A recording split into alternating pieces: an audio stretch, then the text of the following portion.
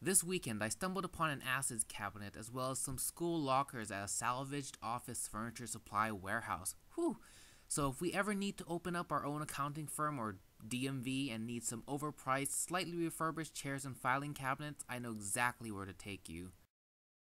I then went to the market where they had this awesome display of dried pasta products, but being the good Japanese boy that I am, I ate Korean. A big bowl of delicious japchae. Zach ate a burger. We then went shopping for a mattress, and while Zach was haggling, I hid in the kids section and played with this toy, which frustratingly had different numbers of different colored pegs. At Sears, I found these tiny pans by Sandra Lee, for grilled cheese and tiny eggs. Alton Brown would not approve of these unitaskers. She does have some nice baskets, though. Oh no, how did this get in here? The next day, we stopped by this expo where vendors came to campus to give away free stuff as well as promote their products. Kind of like the career fair, but with more free food.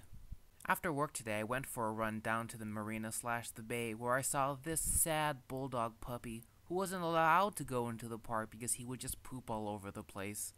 Which is just a bit ironic considering the whole place is built upon landfill.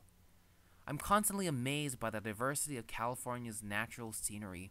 With the grassland and wire fences, I could swear I was in the Midwest, complete with rolling hills and wild herds of dogs, roaming and grazing wherever they please. But then I saw this peace sign and remembered I'm in Berkeley. The park that I eventually arrived at posted some very strict rules about kites, which is pretty wise considering the occasional appearance of kamikaze kites. I finally made it down to the bay and gazed across towards San Francisco and the Bay Bridge, juxtaposed right against the hilly grasslands. Also, this thing. Upon closer inspection, appeared to be some sort of modern art sculpture of the letter A and the Taco Bell bell. Splash.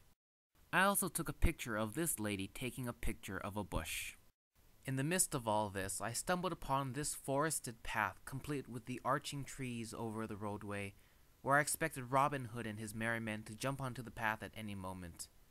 Yeah, something like that, though considering our proximity to Oakland, it would more likely be him. I'm a boat. And while I'm not quite sure who they are, on the eve of my graduate education, I'm relieved that there is time for us to sleep. As I looked back towards campus, I was reminded of how lucky I am to be going to school, and you are to have grown up, in a state of such contrast and natural wonderment. And fishing. There's always time for fishing.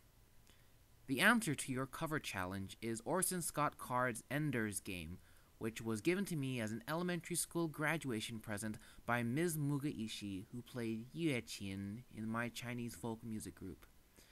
And here's your next cover. I hope you have a wonderful day tomorrow, Angela, and I will talk to you very soon. Hi, Mia. It's a belly rub time. It's belly rub time.